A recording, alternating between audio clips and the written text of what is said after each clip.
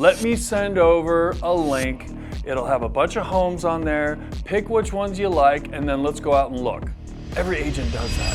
So now I'm gonna do a screenshot of the map, put that in the email, and then I'm gonna highlight a couple spots. Maybe you met them at an open house, you send them the info, and guess what? They ghost you. Clients ghost you because you bring absolutely no value to the table. My name's Dave Panozzo. I run a real estate team here in Scottsdale, Arizona. I have about 25 agents, and this comes up a lot with both newer agents and also agents that have been around the block for a while, okay? And it even happened to me. And this is a frustrating point in most daily activities where you have a conversation with a potential client, whether it's a buyer or a seller. Both apply in this case. And so what happens is you have this conversation with a potential buyer or seller. It goes really well. You feel it went great because you're talking, you're doing all this stuff, and oh my God, I think these people are into me. And then they ask you for, can you send over, what your marketing plan looks like? Can you send over listings? All this stuff. You send it over. And now we think as real estate agents that these people are gonna be like, oh my God, this person's so amazing. I can't wait to get back to them. But they don't. And so what happens is you go and you touch base with them. Maybe it's in your follow-up or the next day or later that day, and they ghost you. Now, again, this used to happen to me, but here's what I found. I wasn't giving them enough value. I wasn't getting them interested enough in what I had to say, so it was almost like the Charlie Brown syndrome where it was like, wah, wah, wah, wah, wah, wah, wah, wah. Well, I found I was putting people to sleep because I thought they wanted me to do all the talking, where it should have been the reverse. I should have been listening more. So here's what I like to do. When I'm talking to someone on the phone or even in person, now again, this applies both ways. You can have a conversation with someone in person, exchange numbers, get the details, send them some stuff. Maybe you met them at an open house, you send them the info, and guess what? They ghost you. So again, this happens in person and over the phone.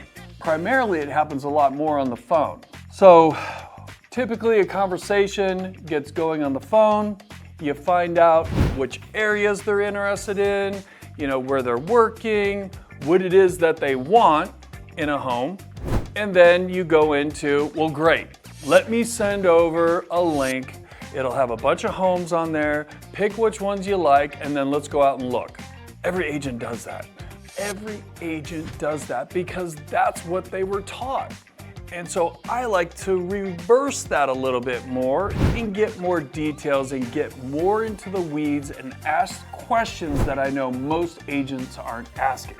So it would go something like this. Okay, so what part of town are you most interested in? Find out why. Oh, do you work in that area? Oh, great. How long have you been working there? Is it just you or family? Oh no, I have a wife and 2 kids. Great. Are your kids at a school age? Yes, they're in school. Are you trying to keep them in that school district? Because again, people that have children are very particular in what school district they're in or which one they need to stay in. Maybe they're coming in from out of state and they want to be in a certain school district, or there's a charter school, private school, whatever it may be. That's very important to them. And then I like to whittle it down to, so are you working from home or do you have a commute? Where do you work? How long have you been there? How long of a drive do you want in the morning? I like to know the particulars. Then it comes to a point to where now I kind of have a background on what they are all about, what their area they want to be in, and what they want for their family. Then the next piece is this, and say it exactly like this. If you could wave a magic wand, what would be the perfect home? Then they'll go into, I want a 4-bedroom, 3-bath, pool, desert views, single story, in a planned community with a gate, community pool, and tennis courts. Like, okay, perfect.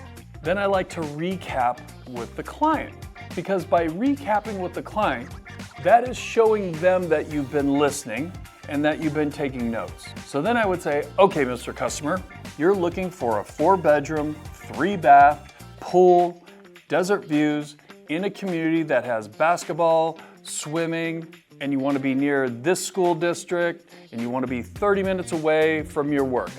Did I miss anything? Now I'm giving him an opportunity to say, oh, but there's also this is what I need, or that. Okay, perfect. So here's what I'm gonna do. I'm gonna put together, oh, I almost forgot. See how I did that? Little pattern interrupter. Oh, I almost forgot. I forgot to ask you what your budget was. So I'm adding the price in down at the bottom versus starting at the top. Because most agents like to go, oh, so you're looking for a house? So what's your budget? And then they back into it. I'm leaving price out of it, and I'm bringing price in at the bottom, okay? So then when I say, oh, I almost forgot, what's your budget? Well, I'm looking for something in the 1 to 2 million range. Okay, great. So I can better understand exactly what it is I'm looking for. Would you do me a huge favor? I'm sure you've been online shopping. I'm sure there's some homes that you've saved.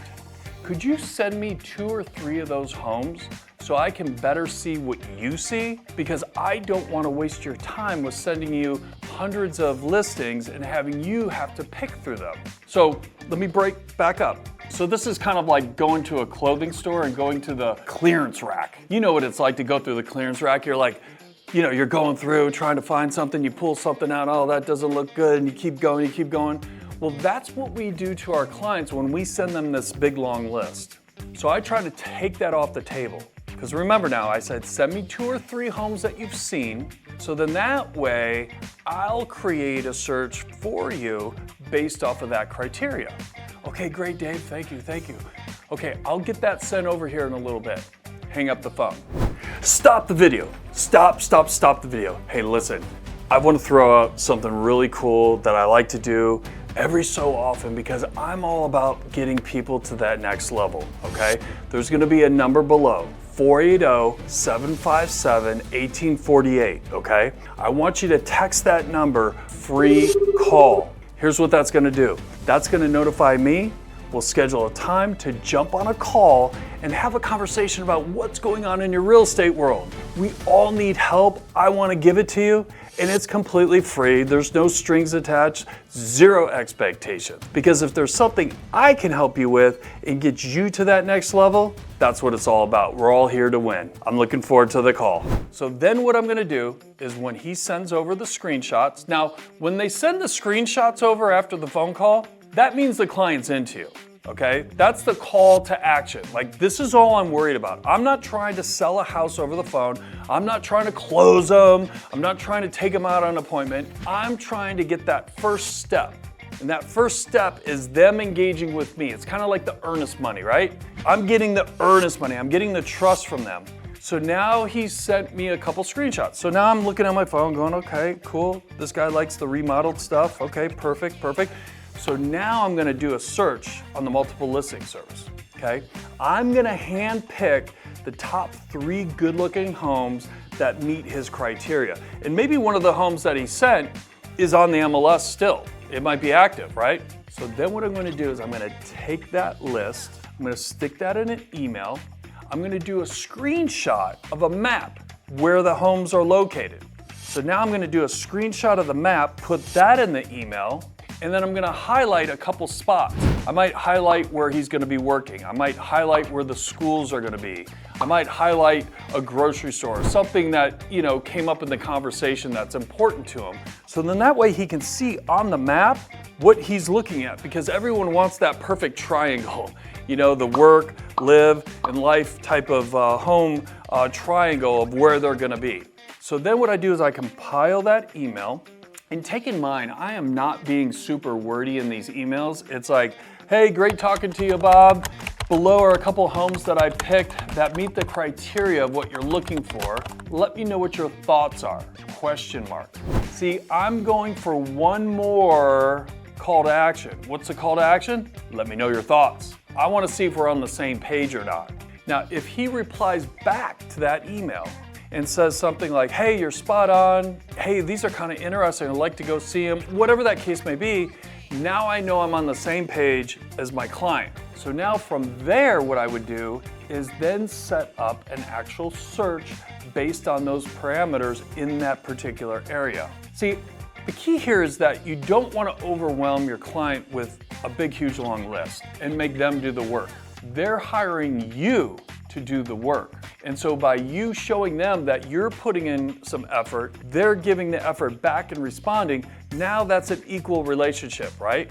You'll never get ghosted. And so you typically get ghosted when you have a conversation on the phone, it's all you talking, you send over a link with 1,000 different homes on it. Of course someone's gonna get choked out. They don't even wanna look at it. And another thing too that I like to do, that's just a little added touch, is this. I've been finding a lot lately that with people's email security settings and things like that typically when the first time you send an email to someone, it typically will go into a junk folder or spam folder. So after I send that initial first email, I always like to text the client and just let them know, hey Bob, I just sent you an email. If you don't see it in your inbox, make sure to check your spam folder or junk mail. It might be in there. Great talking to you. Look forward to hearing from you soon. Sometimes you have to let people know what to do. And so by shooting a text, I know he's going to look at that. And by looking and reading his text, he will then go into his email and go, oh, it was hiding out in my junk mail. Boom, he looks at the email, starts responding, and then that's where that conversation comes into play.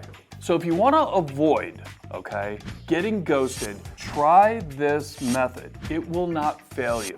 I've made a lot of great connections that way on just cold calling. And also too, when dealing with people from open houses and things like that, I have found it's just it's a cool way to communicate with your client, and you always know where you're at, because if you ask someone to send you screenshots and they don't do it, then probably something went wrong on the phone. Now, if you like these tips, if you like this type of methodology on not getting ghosted, I would love to hear from you in the comments below. Also too, do me a huge favor, hit the like button and subscribe. I'm dropping heat all during the week, and I would love to share more with you. And as always, let's make it a great day.